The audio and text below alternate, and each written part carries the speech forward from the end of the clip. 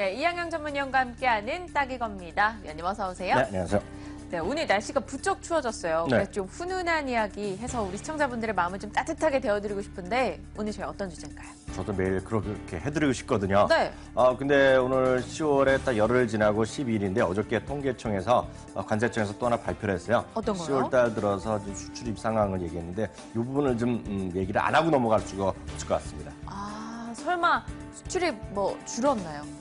그러니까 수출은 계속 줄어드는 게 맞는데요. 생각보다 더 많이 줄어들어서 오늘 이 얘기 좀 할 수밖에 없습니다. 네. 수출이요. 10월 들어서 1일부터 10일까지 표가 나오고 있는데요. 무려 18%나 줄어들었고요. 수입이 104억 달러가 돼갔는데 역시 12.7%나 줄어들어서 생각보다 많이 늘어났고요. 모처럼 10억 달러 규모의 무역 적자가 물론 얼마 안 됐지만 여름밖에 안 됐지만 무역 적자가 발생된 것도 모처럼 있는 일이다라고 일단 이해하셔야겠습니다. 네, 그래도 불황형 흑자 뭐 이런 거는 기록을 해왔었는데 네. 무역 적자 좀 충격이 있긴 하네요. 그럼 좀 세세하게 한번 따져보도록 할게요. 어디가 제일 부진했나요?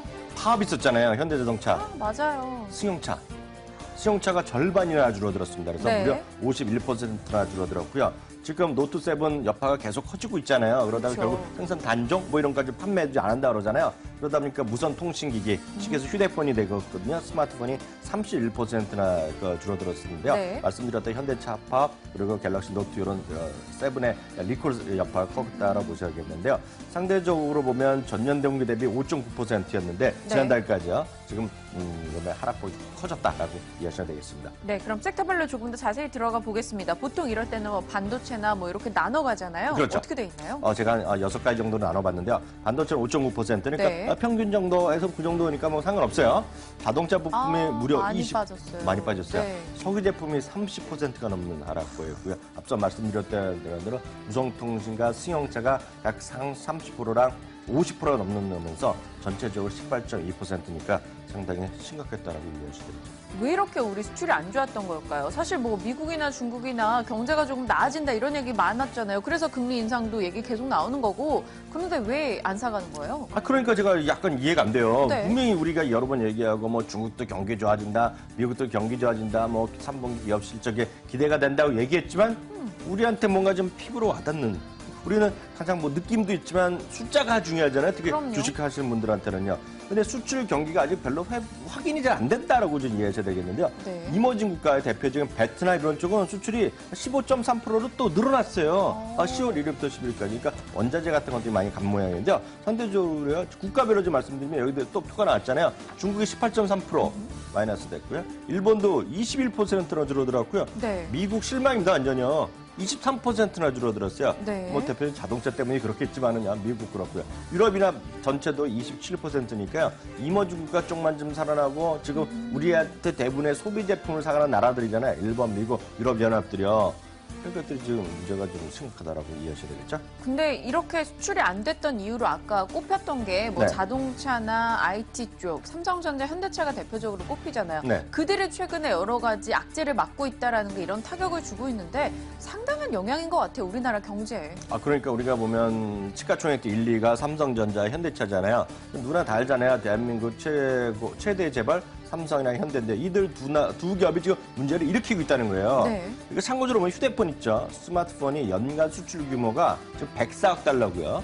월 평균 8억 달러니까 엄청난 거죠. 지금 그러니까 그 휴대폰 하나에 엄청 큰 거가 되겠고요. 휴대폰만 보면 전체 수출 대비 2%가 되겠고요. 우리나라 전체 생산, 광공이나 이렇게 쉽게 하면 전체 생산이라고 보시면 되겠는데요. 네. 전체 생산이 2.3%니까 그러니까 그만큼 단일 품목의 비중이 큰 거고요. 사실상 휴대폰 중에서 삼성전자 하나가 60% 이상 차지할 정도로 네. 삼성전자의 역할이 큰 거 되겠고요. 거기다 보면 이걸 전체적으로 GDP로 따질 수 있잖아요. 거기는 삼성전자만이 아니라 삼성전자 관련된 부품이라든가 거기다 각종 부가치 여러 가지 관련된 거 다 하면 대한민국 전체 GDP에서 13.83%가 삼성전자가 하나로 차지하고 네, 삼성전자랑 삼성전자 연관된 걸 엮였다니까 대한민국에서 차지하는 삼성전자가 그렇게 컸고 그러니까 노트7이 이렇게 문제가 되고 주가 떨어지니까 네. 대한민국 코스피도 떨어질 수밖에 없었던 거는 이런 수치를 보면 우리가 얼핏 또 이해가 되죠.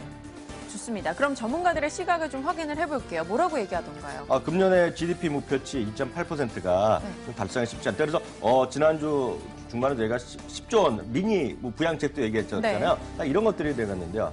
경기 회복세가 좀 미미하고 있고요. 민간 기업들의 악재, 이런 말씀드렸던 것들이 악재가 부각되면서 또 한진해운발 물류 대란이 지금 전 세계에서 바다에 떠 있는데 지금 보면 철도라든가요. 그리고 화물연대 이런 것들의 파업에 우려감이 있잖아요. 네. 그러니까 지금 조금 더 어려울 수 있겠고요. 조선발 어떤 구조조정, 고용 안파가 이어지고 있고요. 거기다가 미국의 대선도 있죠. 미국의 금리 인상 연말에 한다고 그러죠. 그러니까 전체적 악재가 많기 때문에 실제로 보면 그렇게 큰 올해 GDP의 목표치 달성 자체가 좀 어렵다는 얘기를 하고 있고요. 관련돼서 전문가 얘기를 제가 같이 말씀드리면 서울시립대 윤창희 교수라고 아마 TV에 많이 나오신 분인데요. 재정을 통한 근본적 그 경기 부양에 한계가 있다.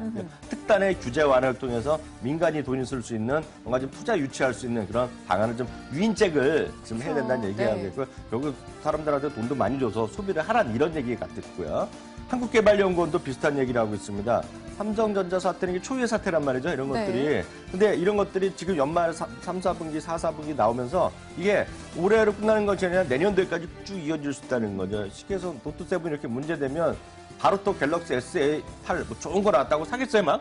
그렇죠. 안 살 것 같아요. 좀 우리야 기다렸다가. 좋아하는 사람 살지 모르겠지만 보통 사람들은 농담으로라도 야, 너 목숨 걸고 사냐 이런 얘기 한단 말이죠. 이게 쉽지 않거든요. 이런 것들이 상당히 오랫동안 영향을 갈 수 있기 때문에 지금 이번 사태가 생각보다 심각하다. 그렇기 때문에 좀 조기에 좀 재정 집행하는 것도 좀 서둘러야 된다. 이런 주장도 한국개발연구원도 하고 있다라고 이해하셔야 되겠네요. 네, 좀 속도를 내보겠습니다. 그럼 증권가 시각 마무리해볼까요? 네, 증권가 시각은 이렇게 보셔야 되겠습니다. 수출이 안 되는 것, 거기다가 플러스 미국 대선 있잖아요. 네. 그래서 제가 레포트를 좀 훑어봤더니 한국투자증권에서 최근에 아주 시리즈로 특별한 레포트를 냈어요, 정말. 보호무역주의와 한국, 보호무역주의와 미국, 보호무역주의와 중국으로 시리즈를 냈으니까 제가 이거 한번 다 읽어보셨으면 좋겠어요. 특히 한국편 읽어보셔야 되겠고요. 신영증권도 오늘 비슷하게 엊그제 났는데요. LIG 보호무역이 역습이라는 얘기 나왔고요. 네. LIG 증권은 오늘 딱 나왔는데요. 미국의 대선, 보호무역주의 부각 시 중간재 투자 제한인데 중간재라는 것이 오늘 이 똑같은 얘기를 한국투자도 똑같은 얘기하고 있어요. 이게 네. 흥미로운데요. 이게 뭐냐면 중간재라는 거 최종 소비재가 아니라 중간재가 물건을 만들어서 필요한 것들 있잖아요. 핵심 소재, 부품, 장비, 소재 이런 것들인데요.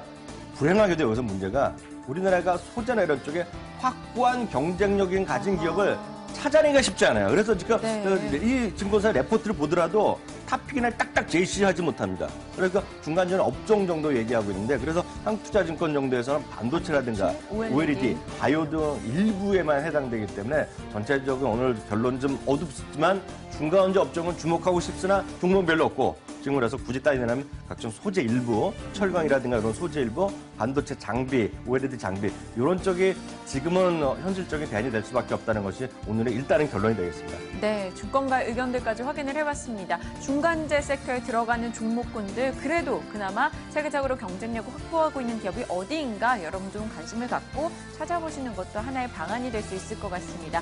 오늘 수출 급감과 관련한 이야기 나눠봤는데요. MTN 이항영 전문위원과 함께했습니다. 위원님 고맙습니다.